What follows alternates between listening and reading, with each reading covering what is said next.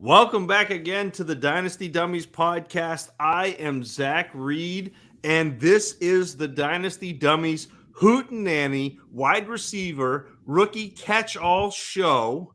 We're running it back one more time with JMic and Matt Foreman, off script, off the book again, with 5 wide receivers that you, the listener, sent to us. We're doing Justyn Ross just for Dynasty Outhouse. Russ Fisher, I want you to dial in. I want you to get locked and loaded because we are bringing you all of the Justyn Ross content. Fellas, how are you guys doing this evening, and are you excited to talk some Romeo Doubs? One more time. Celebrate. Okay, I hope we don't get copyrighted for my wonderful rendition there. One more time. Catch all show. I'm excited. Yes, I'm excited for Romeo Doubs. Spoiler alert right now. We'll see. We'll see if my partners that I'm riding with this evening are. But Foreman, how you feeling, bro? I'm feeling well today. Oh wow, that's all I got. I'm still at a loss of words from our pre-show conversation. Yeah, no smarmy comments here. Okay. No dairy. Okay, fair enough. Well, as Zach mentioned, we've got 5 that we're going to get into this evening just to set some expectations there. And after the 5 that we talk about this evening, that'll give us 17 total wide receivers that we've scouted here as a group. I know Zach has probably watched actually far more than that. But as far as us collectively, it'll be 17. And before we get to those players, fellas, tell me something good. Where we at? What's been on our minds? What's been ruminating? What's been cooking? Man, I got nothing today. I got nothing good. No, I picked the boys up from school today. We did the drive-through McDonald's. I was a 4-2-1 hand timed through McDonald's, and we did the old picnic on the kitchen. I mean, on the living room rug, and hung out, watched a little Encanto, and here we are. Can't go wrong with Encanto. I know that much. What about you, Foreman? I left work early today. Was planning on spending the afternoon with Parker, and he was running around with his nanny. So watch TikTok on the couch, like a grown up, like a grown man. We have a big wedding coming up next week. So getting ready for that. We're having a big party at our house here next week. So. We are in full cleaning mode. And then this weekend we're making about 20 different kinds of cookies. Shout out to those who know about a Pittsburgh cookie table at weddings. That sounds delightful. I hope. No, it's just it sounds like you can't throw it more than 2 yards down the field, and you're gonna have to hope for yak. And you also have to wear a boot like a walking boot while you do it too. But no, it's just like a huge spread of cookies that are like favors for the guests. Very interesting.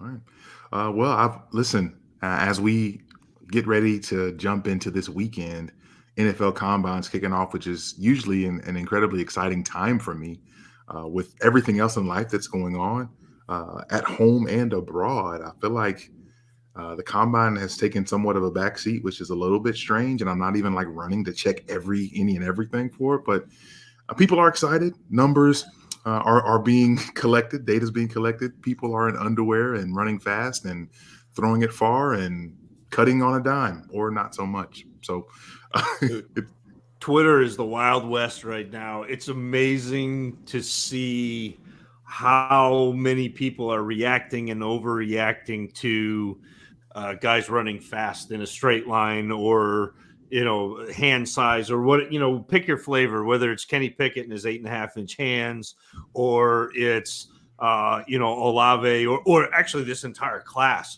running sub 4.4. Like this is the fastest class of wide receivers in the modern era of the Combine, surpassing 2019. So I will continue my comp of the 2019 class and this one. And the funny thing is, and I know we need something to get excited about. I know we need something to talk about because we're in that empty period between the end of football with the Super Bowl and the draft. But not much of this really matters at all with the combine. Like none of these numbers are sticky. Guys running fast does not necessarily indicate that they're going to be great NFL players, and all of that is for us as fantasy football players, fantasy football managers, fantasy football analysts. That's all pomp and circumstance because the NFL is going to do with that what they want, and that is what's going to matter to us.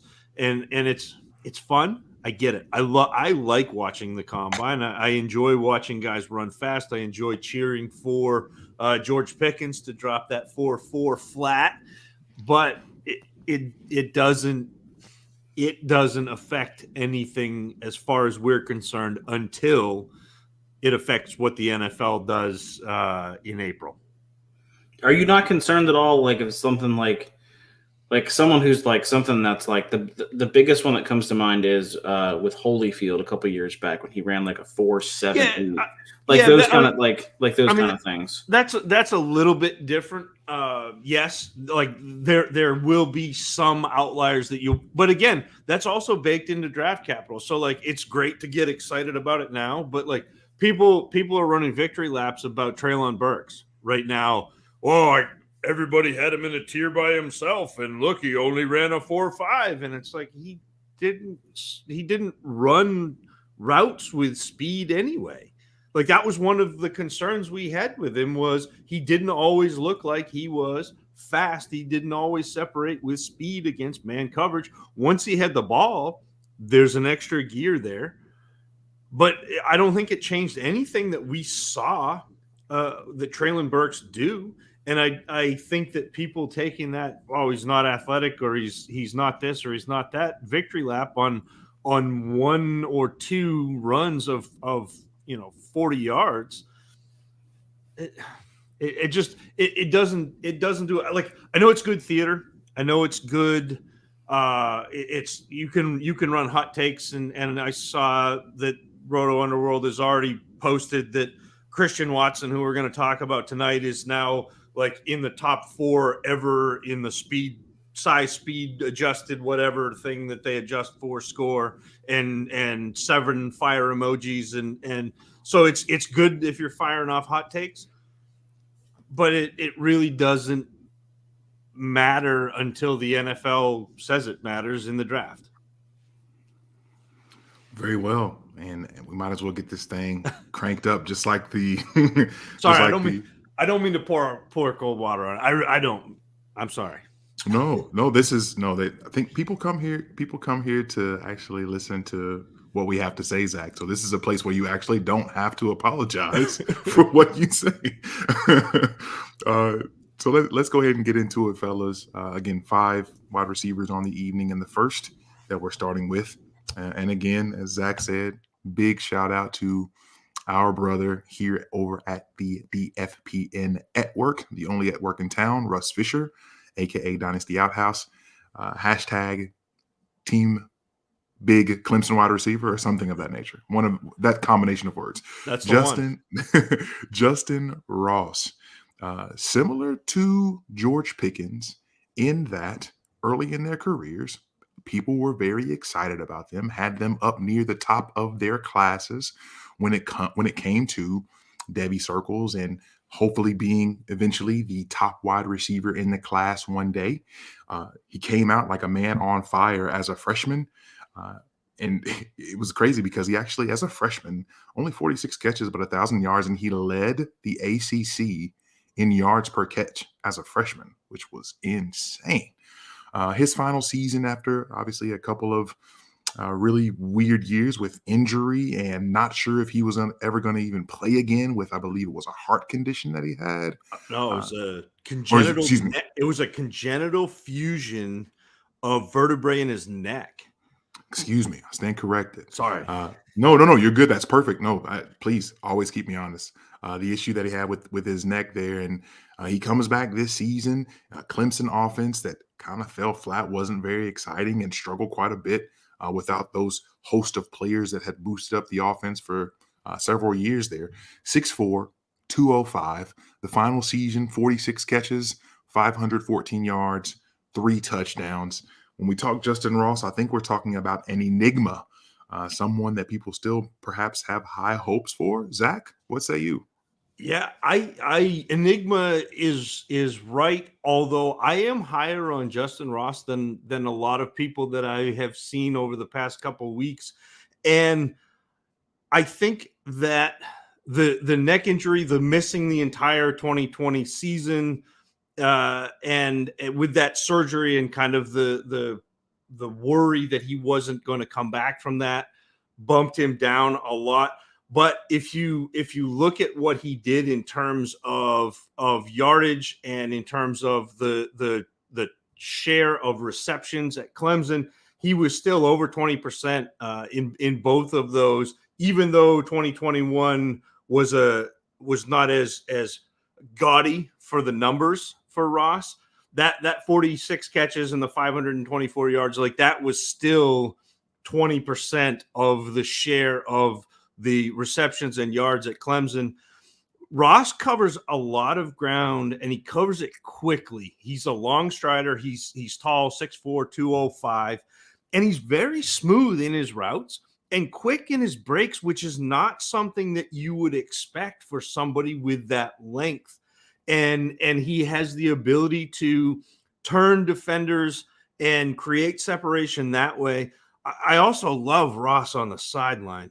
He has great feet, NFL feet on the boundaries, like no question. And in the tradition of the big Clemson wide receiver, he's very good at those back shoulder catches on the sideline, which that's an NFL play. That is something that you see oftentimes quarterbacks rely on because corners at the NFL are good and they're jumping routes and they're trying to get ahead of what you're doing. And so if you can throw something back where only your receiver can make the play, that is beneficial to you. Ross is great at that. And I also think he's really interesting post catch. He can add yards after catch, and they did that a lot this past year where they ran him short. They ran him on bubble screens and routes close to the line of scrimmage and let him run. And the other piece that I really like about Ross with what he does is he has a knack for taking the top off his zone defense. And that is something that you don't necessarily see very often. You see a lot of guys who have the ability to get open underneath the zone because that's usually where the holes open up. He does a real good job of baiting the safety to come down to him and then just taking off past. And so that was something that I saw a lot with Justin Jefferson. And so to see a player 6'4", 205 be able to do that, there's a lot of interesting pieces to Justyn Ross's game. Foreman, is on you now. Justyn Ross, what you got, sir? I'm seeing similar things that Zach was saying. He separated well enough, even in 2021 with their quarterback issues with DJ Uiagalelei. How do you like that one? He's a sure-handed guy as well too. I thought he caught the ball pretty well. I liked his footwork at the line of scrimmage as well too. And that was something I was seeing back in 2019. He showed out in their national championship game against Alabama. I think that's where people like really started to say, wow, this guy could be a number one receiver in a couple of years. And ever since then, I feel like it's just been downhill, whether it be injuries or the Clemson offense as a whole. It just wasn't right this past year. But no, I'm going to agree with what Zach said. I think he's interesting. I'm just not sure how to project him. Even when we're talking about guys like Pickens, I don't know that I saw the ceiling that I see with Pickens with Ross. Justyn Ross continues to, and one of the reasons that I threw out the word enigma with Justyn Ross is that I think that he continues to flash so many characteristics that make him someone that an offense could build their passing game around. However, the consistency at which he exhibits those things is what concerns me the most. He has the ability to flash spectacular catchability, whether it be, like you were saying, Zach, against the sideline, whether it be going up and actually making a play against the defender in, like vertical fight per se.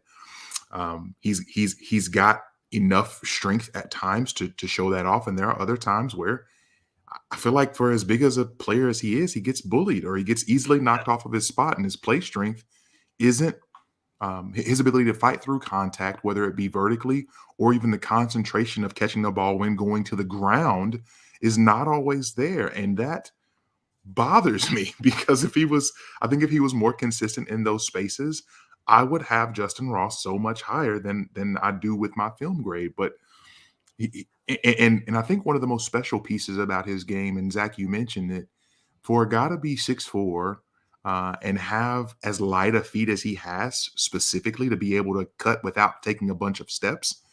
He's coming in and out of breaks fairly well. Is he always creating separation out of it? No, but I do think that he's able to maximize with the fact that he's not having to take several steps just to shuffle or slow down or cut back. So Justyn Ross becomes a really interesting player in the midst of this class. And again, I think for just about every league, I think he's going to fall in the George Pickens camp, in the Drake London camp, in that there are going to be people all over your leagues who are excited about these guys.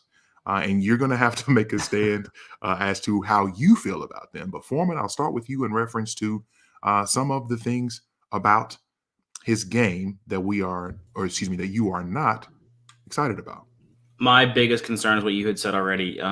He does not attack the ball at the catch point, and I thought he was very meh at 50-50 balls in traffic. And for a guy who's 6'4", I want to see them kind of excel there because at 6'4", I want a guy who's going to be able to go over the middle, and that's something where Russ's boys over the past couple of years, that's something that they've excelled in, especially with T and Mike Williams. That's something they were just 50-50 masters. And I'm just not seeing that with him. And I'm also not sure as much if that's something that Ross can't do, or if that's something that was kind of just kind of a byproduct of their offense from this past year, with the quarterback's lack of confidence or just the overall function of the offense. So I'm going to ding him for that, but I don't know how much I'm going to ding him for that. I think Ross is going to be really telling with his draft capital, obviously all these guys are going to be big with what the NFL thinks about them, but I have no idea where he's going to go. If he went anywhere between the 3rd and the 6th round, I would not be surprised, just because there's just so much unknown.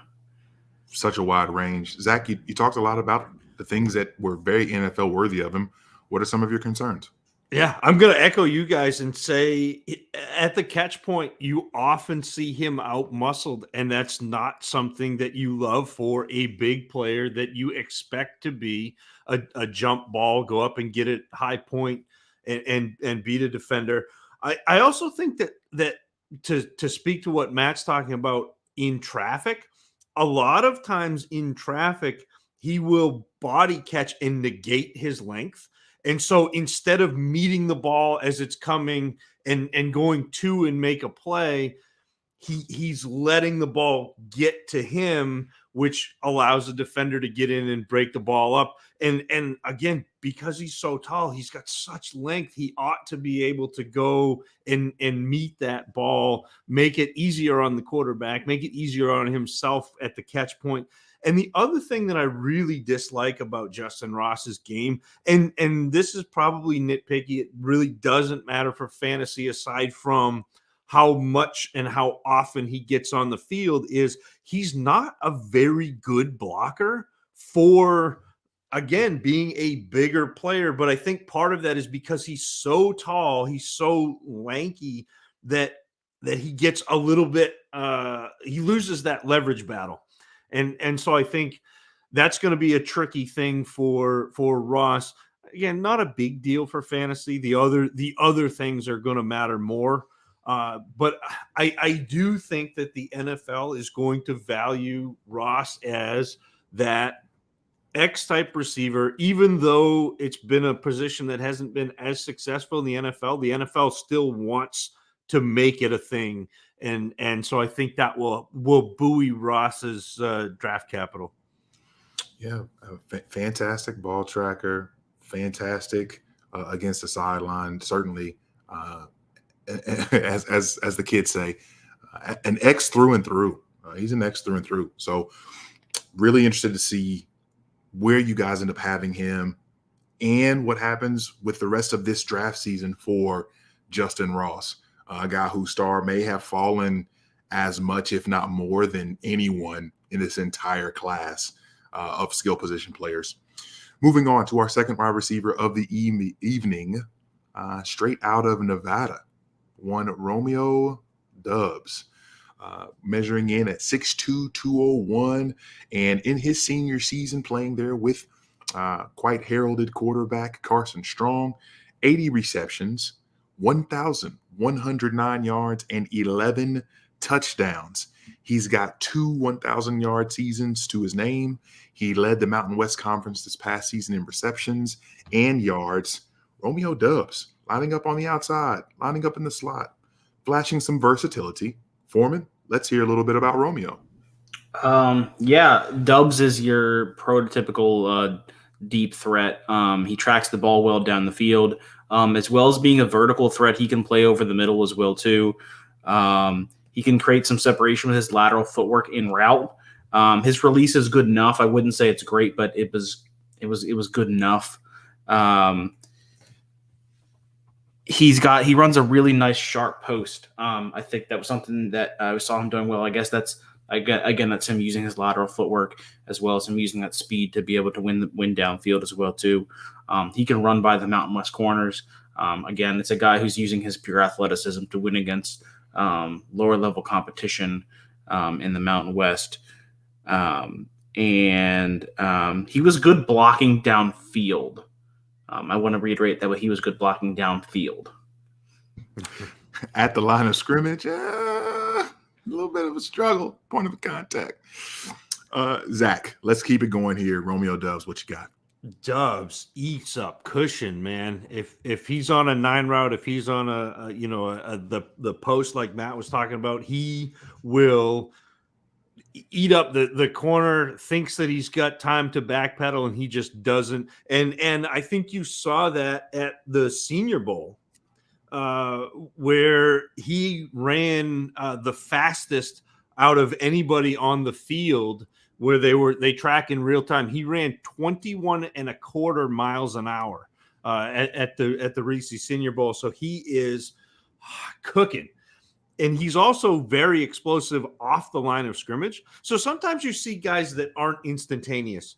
You know, you see guys that build up speed. And I think like John Mechie, we talked about, is a fast player, but not fast off the line of scrimmage. Doubs is fast off the line of scrimmage and fast in route. I think he consistently separates over the top against man coverage. They asked him to do that, and he did it almost invariably. And I also think that Doubs is very good at tracking the deep ball, which sometimes gets lost. You know, you get the guys who can separate downfield but aren't great at tracking it, and then it truly becomes a 50-50 ball. Doubs is really good at tracking the ball, making that adjustment, making sure that his speed and the ball line up, and that marriage results in a catch. And so those are the things that I really like about Romeo Doubs. When it comes to Romeo Doubs, and we spoiled it a little bit earlier, but he's a player that I'm a fan of, and I feel like within his game, and I think for me, you have legitimate questions when it comes to, hey, the competition that you're doing this against. What are you doing? Did you have any high-profile games that we can point to, any high-profile moments? And I don't believe that that's the case when we look at Romeo Doubs' tape. However, in terms of what he's doing it against, I see a player that consistently shows, and I think this is underrated to a large degree, but he shows as good of a zone awareness as anybody in this class.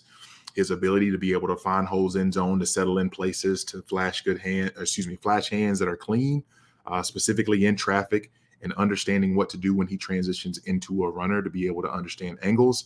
I'm a very big fan of his game short to intermediate. And Zach, like you had mentioned, his ability to consistently get open deep is something that is really cool to see.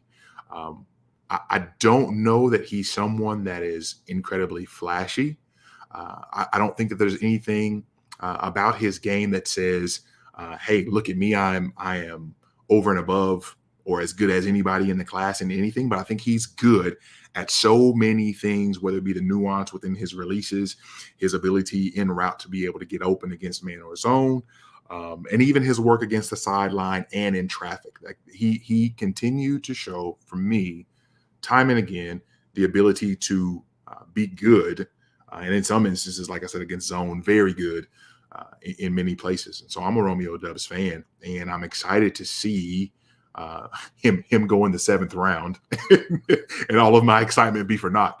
And that'll be a good time for me. This is Zach. Continue forward here when we're talking about Romeo Doubs and some of his drawbacks.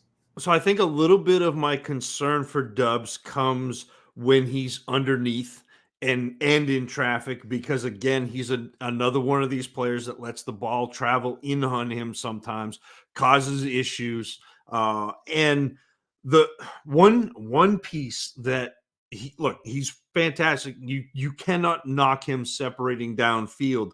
When the ball is underthrown, sometimes he will lose that physical battle with the corner. So he's great at being able to track a ball when it's kind of out in front. But if he's got to go back and get it and has to outmuscle a corner, I saw him lose those battles more than I would like to see. And the other piece of Doubs's game that, sometimes he overcomes this with speed anyway, but he can be rerouted by a physical corner at the line of scrimmage. So I saw that a couple times. And, I also saw him beat them, even though he was losing that jam at the line of scrimmage. He got rerouted, and then he was still fast enough to get by. So sometimes it doesn't matter. It will matter more at the NFL level, because he's going to be, I think, a downfield threat. And if you get rerouted, if you get pushed to the sideline, if you get pushed out of bounds, all of a sudden you're not a downfield threat anymore. And so that's something that I am paying attention to, a little bit hesitant on Romeo Doubs. Very well, Foreman. Let's hear it. Doubs, drawbacks. What you got? I thought he had very meh hands as well too. There's several drops I was seeing there. Again, he's a body catcher. He got away with several offensive pass interference calls, especially in the San Diego State game from this past year. There was at least 2 of them that were wildly blatant. I don't know how it didn't get called. I guess the officiating in the Mountain West Conference is apparently about as good as their corners. So he's also really slow at the top of his curl comeback routes as well too. So I think that just again that could be possibly he's athletic, but he's straight athletic. I'm not sure about the other parts of his athleticism. So I think he's going to be a role player in the NFL. If we're talking about how he's going to transition from a fantasy perspective, he could give you. He's not Will Fuller. He's going to be a guy who's going to have weeks where he might pop off, but there's going to be a lot of weeks where he just disappears. And for someone who's looking for consistency, I just don't think it's there. Also, Zach, I have a question for you real quick as well too. Who's the sponsor for the Senior Bowl? Reese's? Okay, okay. I thought you said Reese's. I may have. Okay, okay. I'm just making sure.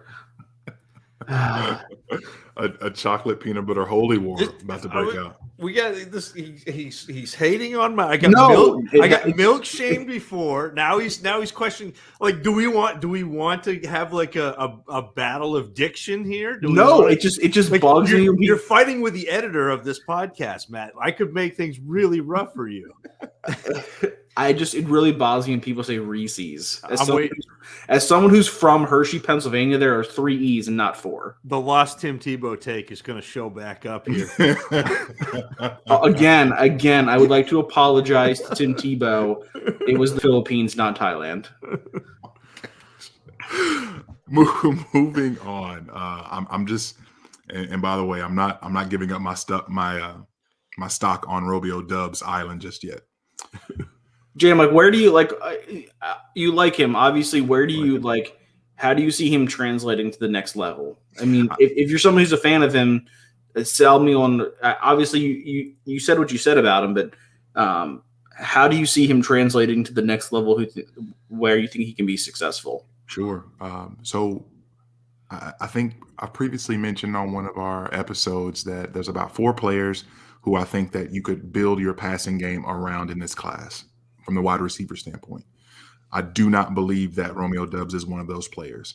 He's a supplementary player. He's someone who can do, and I think I see things a little differently than you all did, because while he did let a lot of things into his body, I feel like a lot of that was specifically over the middle. And I'm mostly okay with that because you're in traffic, and if you're going to be getting stuck, I don't necessarily want the ball flailing all over the place. However, that can also cause problems. I understand that, but his ability, and again, his ability to find holes in zone and not run into the defenders like someone else that we're going to talk about here soon in this class, his ability to find holes in the zone, and I think that he does everything well. I don't think he's bad at anything. I think that he's a pretty good player besides his, again, blocking at the line of scrimmage. I'm not saying he's someone that you're going to look up and see as a wide receiver 2 in fantasy. I'm not saying that at all, but he is a player that from a grade standpoint, if you're able to get open deep, if you're able to find holes in zone short, and if you're able to make nice catches against the sideline and at all levels of the field, you now become a player that obviously can play in the slot, as a bigger slot, can play on the outside, and be someone who can actually get reps. So if you can get on the field, that's beautiful enough as a late round pick. I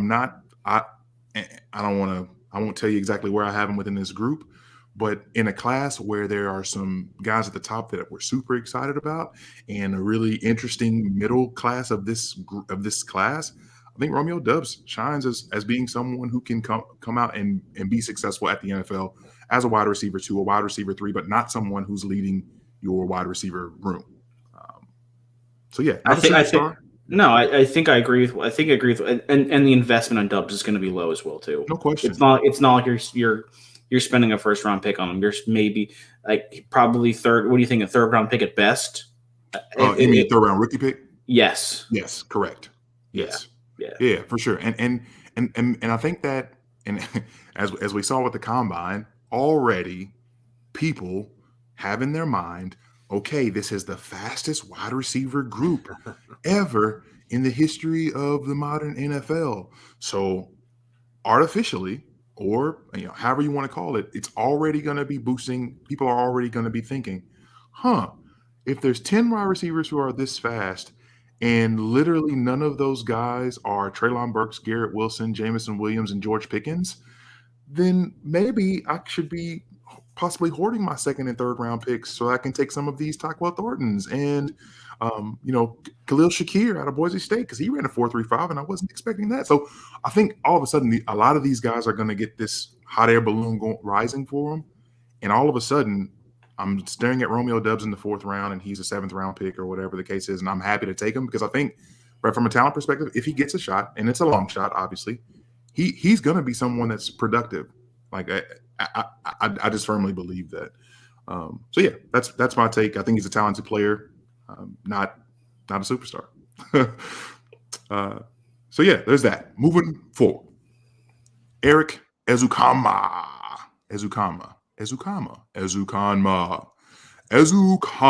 however you like to say that. The wide receiver out of Texas Tech, talented player, 6'2", 209. And at 4 seasons there for the Red Raiders, in his final season, 48 receptions, 705 yards, and 4 touchdowns. I know that a friend of the show, one Mr. Buymaster, what's good, Riley, is a fan of Mr. Erik Ezukanma. And I have to say, talented young man for the Red Raiders. I wish he would have gotten more opportunity because he is, hey, let's talk about it a little bit. Zach, Erik Ezukanma, go. I really was not expecting to be as interested in a Texas Tech Red Raider wide receiver, especially a guy who never cracked 750 yards in a season in 4 years. But Ezukanma is nice. He's very versatile. You saw him split out wide. You saw him in the slot. You saw him in motion. And I think he has the ability to win deep with verticality. People are pigeonholing him into that straight X role. I think that's going to be a mistake because I don't think he's just limited to going down the field. I think he makes plays out of the slot and has the ability to add yards after the catch that way, which is something that I like to see. I like to see players be able to slide inside, make plays underneath, and add yards after the catch. And he's adding this in a physical fashion. Like, this is not a burner. This is not somebody who's going to juke you out of your shorts. But every now and then I got flashes of watching that A.J. Brown after the catch and like house somebody and add another 6 or 7 yards. And that kind of that put the radar up. Ezukanma also creates separation with digs and outs, although I do think every now and then he gets a little lost in there, but I like that. And like I said, very, very physical post catch, very good at adding extra yards, whether a defender is draped on him or if he catches the ball in space. And also a better than average 50-50 ball guy. He'll go up and make plays in those high point situations, the contested catch situations, which leaves you some wiggle room toward the end zone, being able to throw him, fades and just say, okay, go make me a play. So there are a lot of things that I like about Erik Ezukanma. It seems like Zach is in the Ezukanma camp. Foreman, are you following suit? I'm also in that campground as well too. I was a fan of his as well too. And when Riley told me about him as well too, I went and looked at his raw stats and I'm like, I'm not really sure what we're seeing here because, like you just said, 48 catches, less than 750 yards and when I'm thinking Texas Tech offense, I'm thinking that's probably their third wide receiver. Like, what are we doing here? But then you turn the tape on and you're like Tyler Shaw, yuck.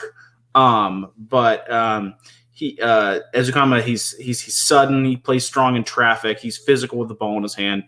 He's got a plus release. I was surprised he came in at 6'2" because I thought he played big, but I thought he was a little bit smaller than that. But I was happy with his size.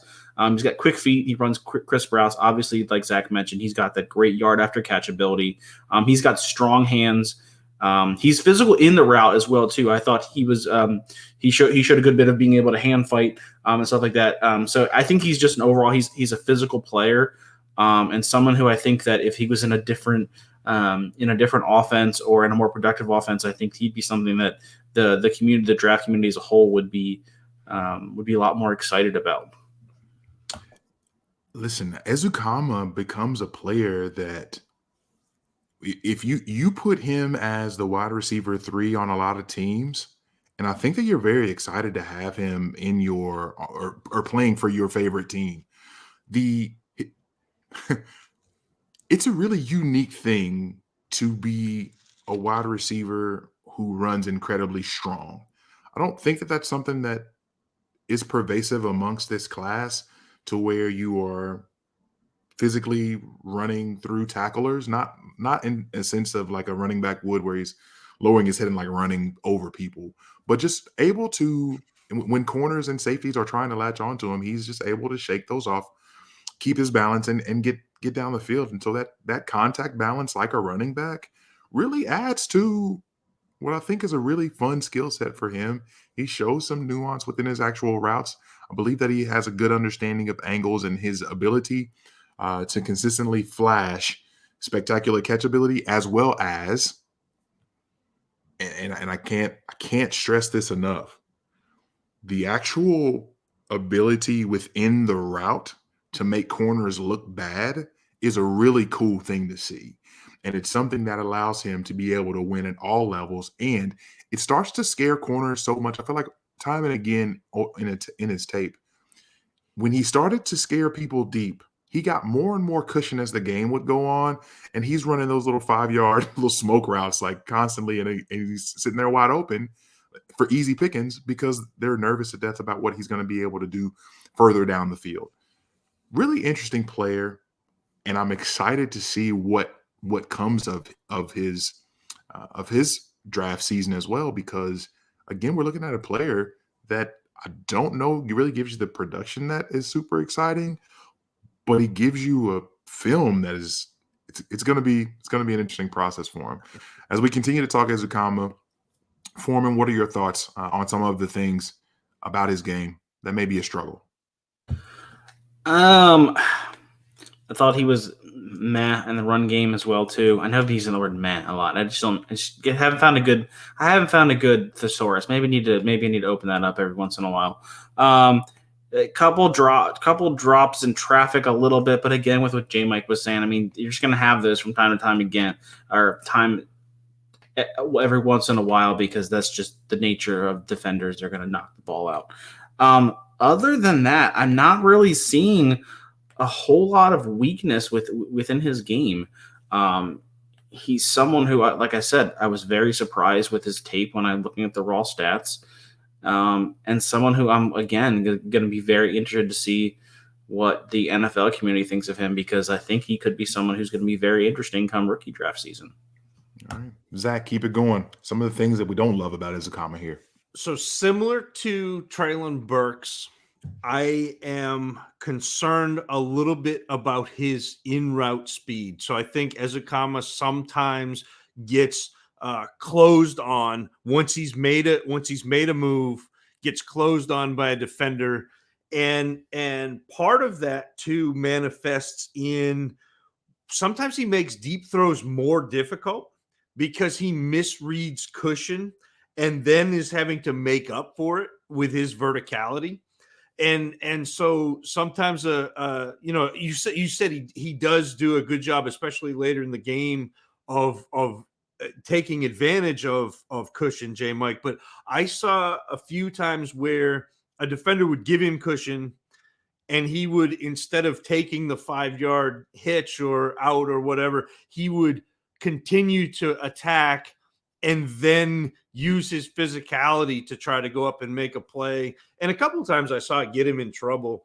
And so I don't think necessarily relying on your high point, your catch point, you're going up and fighting is going to be the go-to at the next level. It won't be the trump card like it is or like it was for Ezukanma in college. And Matt, you mentioned in the run game, he does not block very well for a player of his size and physicality, especially like you watch him in route and he's always like walking that razor's edge of OPI and just being a bully. And then you see him in like the run blocking game and he's like, maybe I'll hit you, maybe I won't, maybe we'll dance for a minute and I'll let you go. And so again, that the blocking doesn't really matter, but I've got to make a note of it anyway, because somebody at some point on his next team, on his NFL team, will notice that, and it will be a bigger issue. Very well. Sorry, I just had a brain fart. The Foreman, you started the downside of Ezukanma, right? Okay, so we're done with Ezukanma. Sorry, I could not for the life of me remember. I thought you froze for a minute. I was just like, JMic is I thought you did too. I thought you froze. Or it was like TikTok in well, I don't know if you guys have seen Return to Oz with the robot, and he's like a wind up and he winds down and he's just like I don't. It was a scary. Don't watch it. It's scary. I have nightmares from it. It was. That doesn't sound good at all, actually. Gonna leave that alone. All right. Sorry. I will. I'll get myself together here. The next wide receiver on the evening, as we get ready to close this out, kind of weird to be on only 2 players left. It's almost like we've gotten so used to doing 6+ players every week, and here we are with just the 5. It's kind of strange, but we've got one of the finest Bisons in all the land, Christian Watson, Mr. Christian Watson. A little coming to America there. It's extra chocolate. Anywho, 6'4", 208, and tons of accolades this past season. First team all conference in the MVFC. Made a bunch of All-America lists and was a participant in the Reese's Senior Bowl. Not to be confused with Reese's Senior Bowl. On the season, 43 catches, 801 yards for one, Christian Watson. And don't look now, but one of those guys who are going to be talked about in the lore that is the 2022 wide receiver class of speed demons, running a 4.31, I believe, unofficial, there on this first night of the Combine 40s. Listen, Christian Watson, super producer, getting open deep, making spectacular catches left and right. We've got someone that people can be excited about. Is this a player that you are running to cash in your paycheck on? Matt Foreman, what say ye? He's been my favorite Bison since one Bruce Anderson. So shout out to Brucey. I still believe. I still believe. He hasn't gotten a shot yet. The best is yet to come with young Bruce Anderson. I think he's floating around on a roster somewhere. He was not drafted by the USFL, which I was just about to say, is he floating around on a USFL roster? No, neither was. Also, shout out to Pete Guerrero. Pete, if you're listening to this, you've been down on Twitter lately. I got your back, man. I believe still. The FCS tape was beautiful, beautiful. Sorry, digressing here. Christian Watson. Let's reset here. I was surprised with Watson. He shows out. He's got good yard after catch ability. He's dangerous with the ball in his hands. He's lined up all over the formation again, like Burks did as well too. Lined up in the backfield for North Dakota State this past year. Just like we said with Doubs, he's a vertical threat who also tracks the ball well downfield. Decent in the run game. I feel like he can win in man and in zone as well too, which is something that obviously for a guy who's going to get stereotyped as an X receiver, because like Zach said, the NFL still wants to have these X receivers. I want to be able to see. I want that you can win no matter what the coverage is. He plays all over the middle and in traffic. He's got strong hands. He's tough to bring down. Wins 50-50 balls. He's got quick feet to the line of scrimmage. Even though I feel like he wasn't pressed a ton in college, because I think those corners were afraid of his speed. And obviously now they had every reason to be afraid of his speed, because not only does he have MVC speed, he's got NFL speed. He's got legit speed. So I'm definitely a fan of Watson. Someone I wasn't really aware of too much going into the beginning of rookie season, and someone who I think is definitely going to vault up my draft board as well as others' draft boards, especially after people who are a little late to the game see that 4.31 are like, okay, we'll maybe have to take a look at this guy, because I feel like we discount these FCS players because we're just not seeing them or hearing about them. But I think he's definitely going to be one of these late risers that we see year after year. All right, Zach, one of the North Dakota State greats. How are you feeling about him? I think Christian Watson broke my scouting evaluation for wide receivers, because he's not the type of player that I am normally excited about.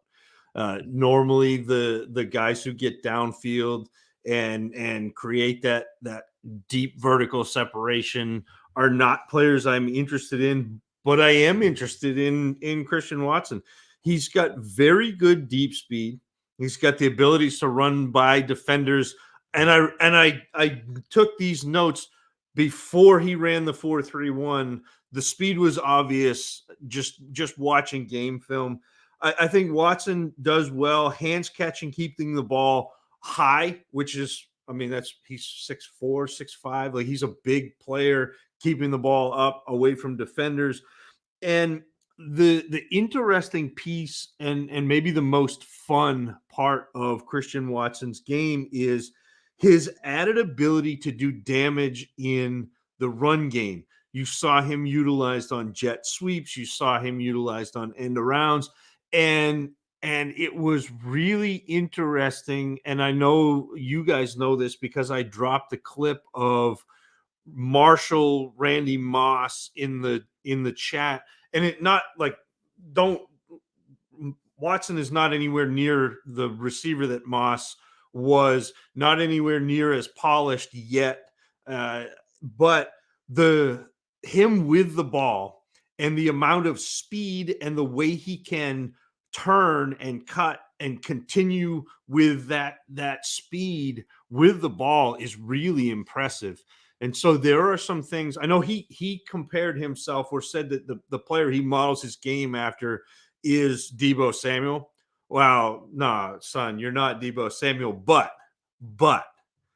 there are an awful lot of things about Christian Watson's game that I think do translate to the next level. And if you've got a coach that's willing to be innovative, you could have a really special player in Christian Watson. It's like, yeah, you're not Debo, but I do believe that you probably watch this film, and I'm okay with that. Yeah. That'll work. And Christian Watson, when you watch him, and as you said, did really easy speed to pick up on in the film. I feel like often you just see him constantly running at the second level by himself, just like where it's. Oh, he just left everyone behind. Oh, understood. They must not have gotten the scouting report that says, "Hey, this big 6'4" lumbering dude will blow past you and make you look real silly." And so I think that's his ability to hit big plays is something that is really just a real boon for him in his draft stock. Similar to Jahan Dotson, I believe it's who I said this about on a couple episodes ago. Again, if we had Madden ratings, when we're looking at separating deep, that would be really high rating for him.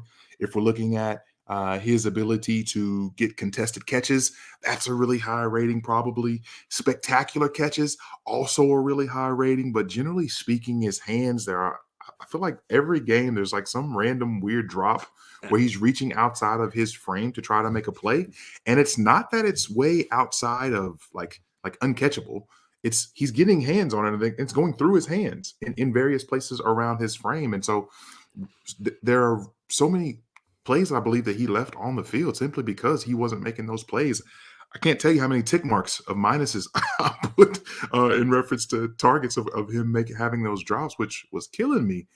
So it really makes for a difficult evaluation when we're looking and talking about what are his hands like, because his ability in contested catch, he can make a lot of cornerbacks and a lot of people in the secondary look really bad. And when it comes to some moments, I have no idea what's happening and how he's not catching the ball. It's confounding. It really is. His work against the sideline is something that I also like a lot. I feel like he's often able to get 2 feet down against the sideline. And again, that speed is just something that's really cool to see and is special in terms of really making sure that he's going to be a weapon, even if it's going to be on jet sweeps, getting the ball in his hands quickly. No, he's not necessarily dynamic laterally, but he is fast enough to be able to defeat angles, and that's something that can get it done flat out at any level. At any rate, Christian Watson, even though we have some nice things to say about him, still some drawbacks to his game. Zach, what do you have for us? I like what you said about the Madden rating. That's exactly what I'm talking about when I say Watson is breaking my rankings, because the things that he does well, he does so well, and the things that he does poorly, he does really poorly. And then when you come to the aggregate number, it's pretty high. And I'm trying to like figure this out in my head because this is the first time that this has happened to me. I think that Watson, he wasn't asked to do a lot in the short and intermediate game. They were basically like, you're either going deep or we're going to throw you a bubble screen or have you run a jet sweep. And so when he was asked to do the things, run a little crossing route or run an out or run a dig, like he wasn't great at that. He struggled. And absolutely, JMic, what you said about him, he does not adjust well at all to balls that are not thrown spot on. So if he's got to make an adjustment, and especially low, but anywhere outside his frame, he struggles to make that catch. I think he's worried about getting hit. Like that's what it feels like to me is, okay, now I'm out of my comfort zone. I have to go get this ball, and I know that there's a defender coming, and I don't want to get hit. I also think Watson doesn't have a lot of physicality in his routes, and he will lose plays when he's asked to be stronger than the defender. I mean, that could, I mean, he can bulk up. I mean, he's got the frame. He seems like he is he's got the potential to put on a little bit of extra weight, a little extra physicality, but right now he doesn't have that. And the last thing, and this is the funniest thing, he doesn't block at all. He runs by his blocking assignment and hopes they follow him. Like he just is like, yep, this is going to be a run to my side. I'm going to run by you. Come on, come. And if they follow him, great. And if they don't, then his running back gets lit up. And so that was something else that I noticed, that, he had one of the worst blocking ratings of the guys that I watched this year, just because he doesn't really do that. You hate to see it. Foreman, Christian Watson drawbacks. What you got? Similar things that you guys are seeing as well too. Just concerned about his route versatility. Obviously, he's got that deep play ability, but what are you doing in the intermediate game with those outs, digs, what have you not there? I thought the same thing again with those. I thought he had strong hands, but at the same time, there was plays where I was like, you should have caught that, my guy. And he just wasn't catching it. And some of those led to interceptions or stalled drives out for North Dakota State. So I think there's some refinement to his game. He's a little bit raw, but the ceiling could be through the roof with this guy, because obviously there's a lot of tools there that you want to see. Another interesting player when we're talking about that draft capital discussion, where a team takes him could really shake up how we see him going in our dynasty leagues.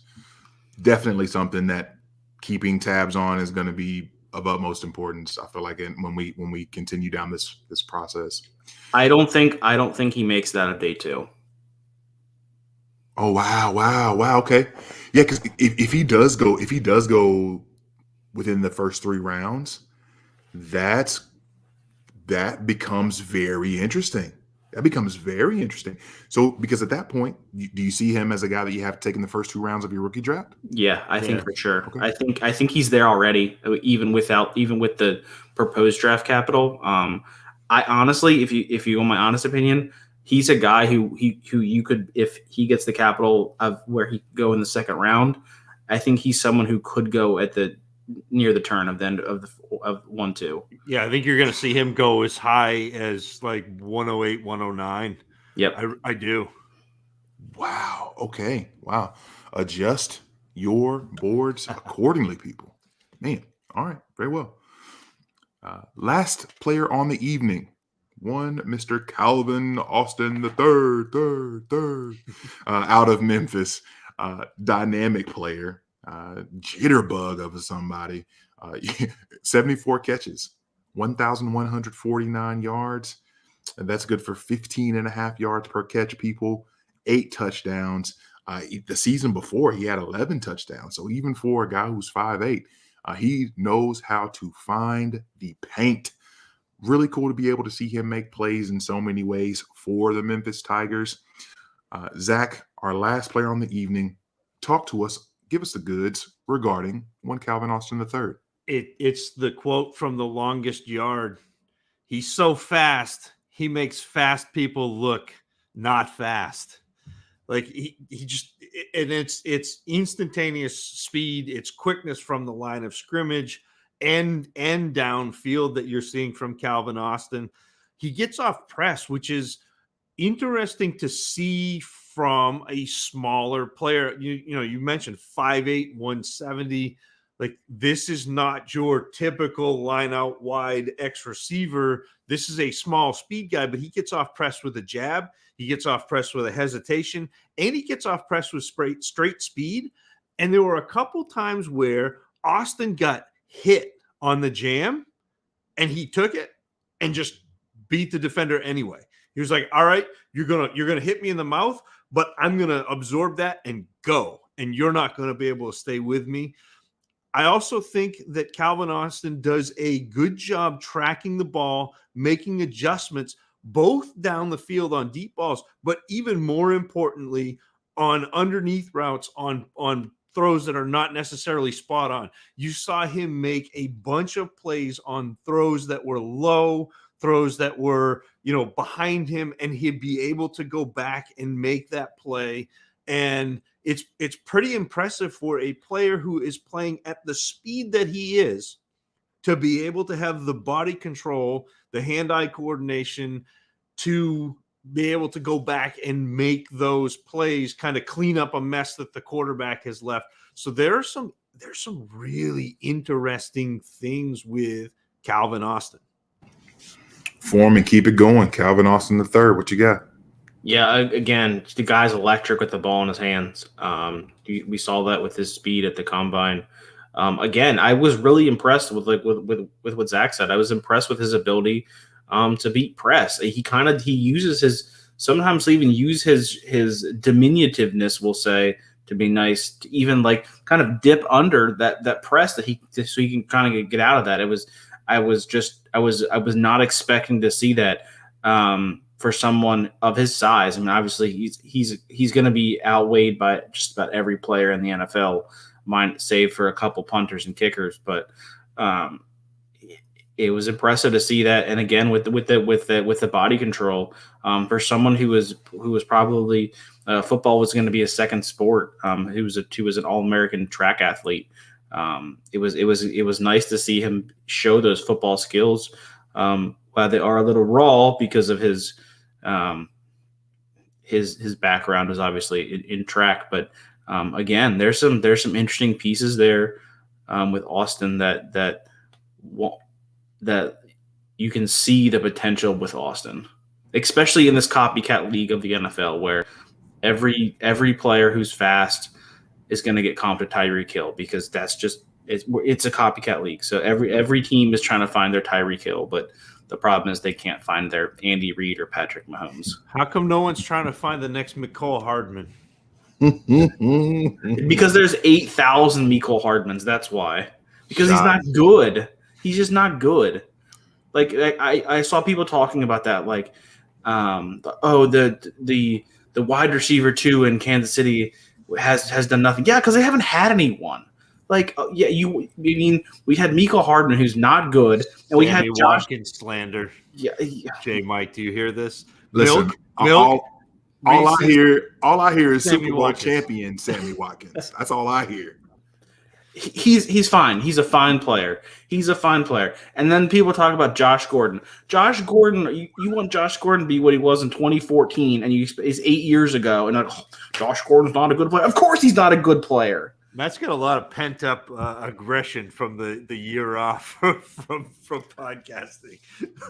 There are microaggressions, and I think Foreman is creating macro aggressions. You can ask anyone that knows me, and I am very transparent with how I'm feeling. It's just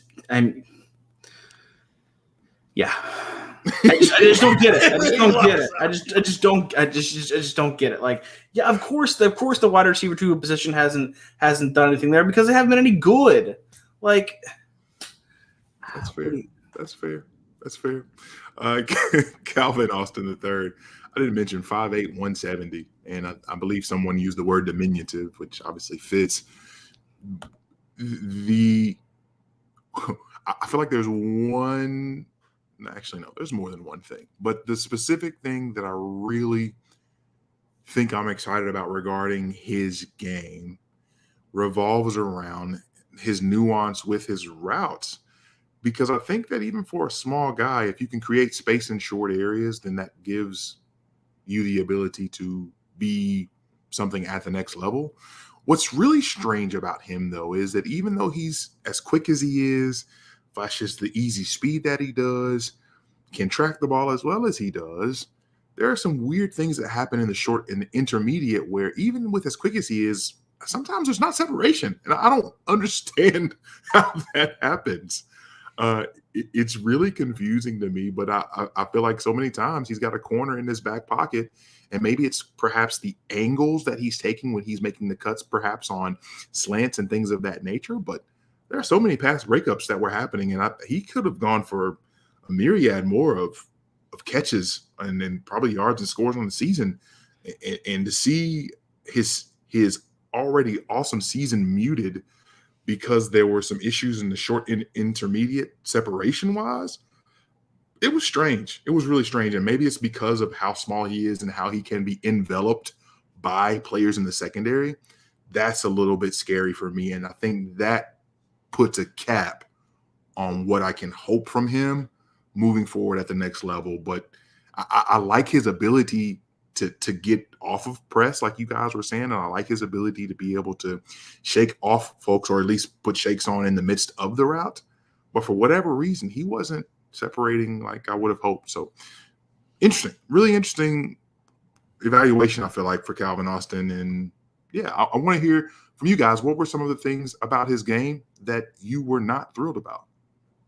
Yeah, absolutely. The as fast as Austin is, there is this weird, and it's exactly what you mentioned. There always seems to be a defender on his hip, and I think the reason for that is when he creates contact, he allows a defender to grab onto him and kind of anchor. And so he doesn't create that separation back once he has it the first time. And the other thing that I really didn't like about Austin, and it was something that I was really hoping to see, is he fails to separate against zone a lot, and it's doing the same thing. It's stopping at contact. So for as fast as he is, as quick as he is, when he makes contact with the defender, he's kind of like, that's it. I'm out. And this improved a little bit as his career moved on, but I'm still seeing, those tendencies of when he's making contact, when a defender is getting physical, you just kind of shut the route down or at least deploy parachute and not use that speed to create or recreate separation. And I also think it was interesting to note that he was hardly ever used as a runner, which is something for a player with his quickness, his speed, his ability to create once he's got the ball. It was odd to see him have very few carries over his career. He was used as a punt returner, and he actually had a fantastic play, a heads-up play in a game. It was against Mississippi State where I don't understand that play. I watched it 6 times, and I don't understand it. It should have been blown dead, but there was never a whistle. And so, you're taught as a player to play until you hear the whistle. And so there was never a whistle, even though the referee threw the beanbag to say, okay, here's where the spot is. There was no whistle. And so he just kept playing, picked it up, ran it for a touchdown. And I didn't even care about the touchdown. I care about that presence of mind to say, and you see that, maybe you don't see that, you're a Rams fan, but as a Patriots fan, we saw players do this often where you play until the whistle happens and you get 2 or 3 or 4 possessions a year where there's a ball thrown to a wide receiver who's actually behind the quarterback. And everybody stops playing because I think it's an incomplete pass. The defense picks it up and goes. Those little heady plays are things that I like to see. But back to negatives of Austin, the other thing that I didn't like about his game, and it's going to be offensive pass interference in the NFL because that pick plays are one of the points of emphasis in the NFL. They call those a lot. He has a really bad habit of blocking way too early. Like he immediately comes out and blocks whoever he's supposed to in one of those pick plays, even though you're not blocking, you're just running your route and it's a rub route. Like he comes out and is like, nah, I'm going to hit you.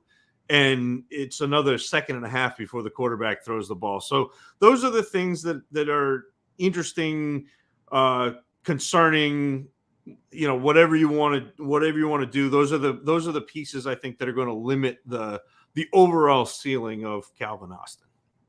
All right, last words here, last call, if you will, for one Calvin Austin Foreman.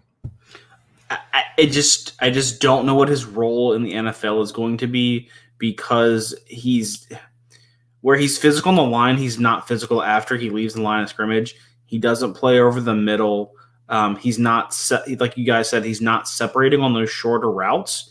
Where I was surprised is where he was catching the ball, he was getting some receptions there. He wasn't just a pure deep threat, but he was getting some work there. I just don't know where his role is going to be, and he's going to need to be schemed in the NFL. And I don't want. I mean, he could be interesting. I just don't see a high. The floor is just wildly too low where he could just be a punt return specialist and he just turns into Simba Walker or someone like that, where he's just going to be a special teams maven where he's not really going to be viable as a fantasy asset at all. I'm just not seeing it. Everything that everybody loves about Calvin Austin, Rondale Moore does better.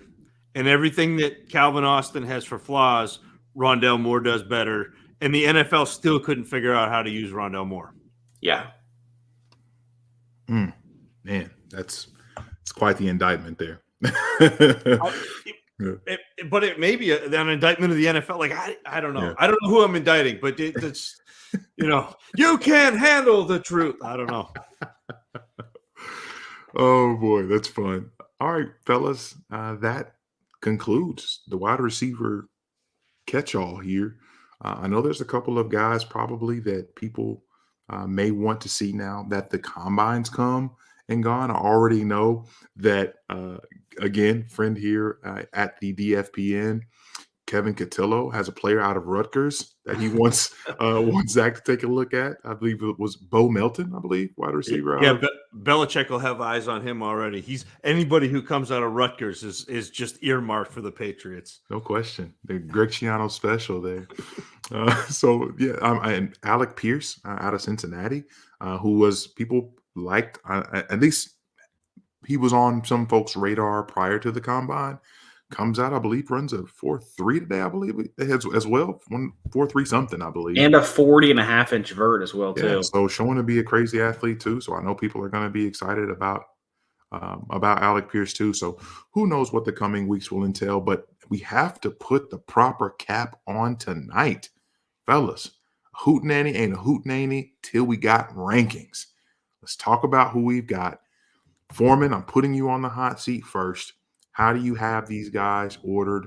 when it comes to this grouping. If you want to obviously include the other players that we have in the class, you can do that. But again, for those who may be joining us here at the Hootenanny for the first time, thank you very much for checking us out. We appreciate you joining us.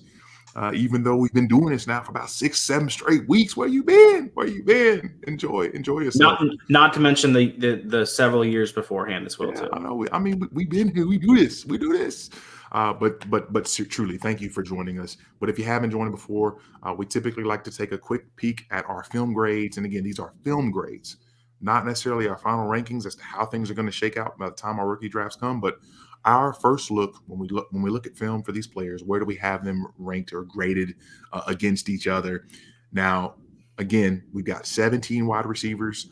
Foreman, if you want to talk through just this group, if you want to put them in the landscape of the class, however you like to talk about it, let's hear what you got. So for the 5, just for this practice, I have it as Watson, Ezukanma, Ross, Doubs, Austin.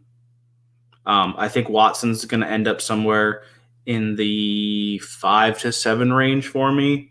Ezukanma probably in the 9 to 10 range. Ross will be probably just outside of my top 12.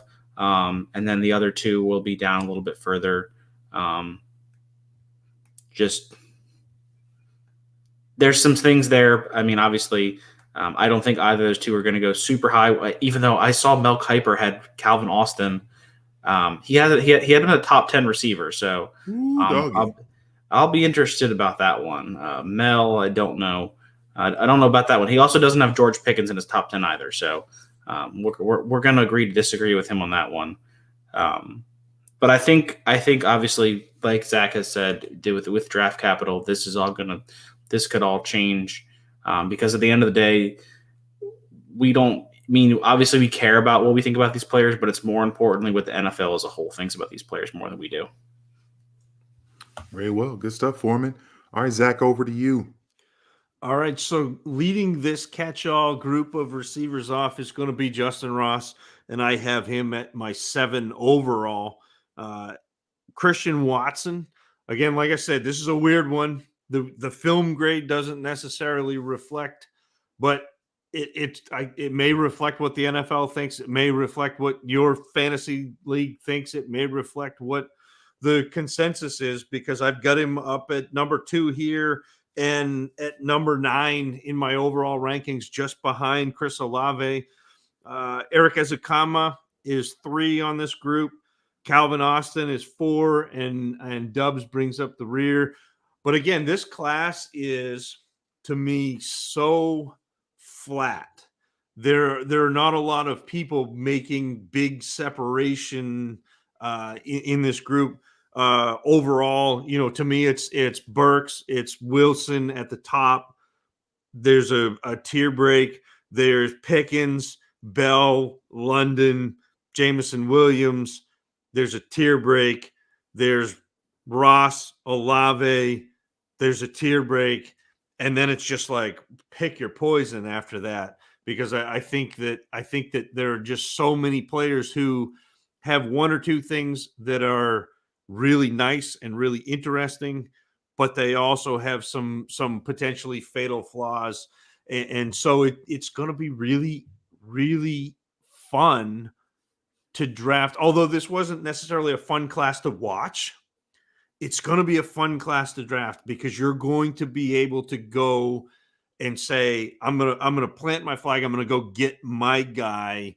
And you're going to have to, because the rankings are going to be all over the place. What you're seeing from us is not what you're seeing from, Dynasty Nerds. It's not what you're seeing from DLF. It's not what you're seeing from, any of the other places where you're getting your information. Ray GQ, like, the rankings are going to be all over the place. There's not going to be a consensus in this class. And so it's going to be a class where you get to plant flags. You get to go and you're going to have to move up to make sure you get who you want, or you're playing Russian roulette. Well put. Good stuff. Lastly, and I think this just confirms I'm going to be able to get all the Romeo Doubs for myself any and everywhere I want him. I've got Romeo Doubs at the top of this group, and it's by a very slim margin, because I think I've got 6 players in this weird kind of wide receiver 8 and below, I've got 6 players within 2 film grade points of each other, 2 points of each other.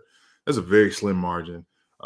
So when Zach talks about the flat, we are definitely looking at the plains here in the Midwest. It is miles and miles of runway there. But I've got Dubs as my top in this group that we had.